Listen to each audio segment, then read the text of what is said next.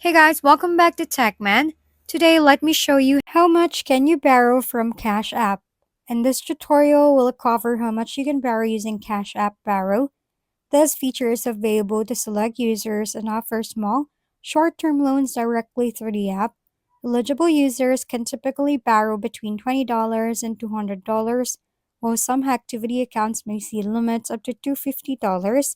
The exact amount depends on factors like your Cash App activity, direct deposit history, cash card usage, account standing, and repayment history.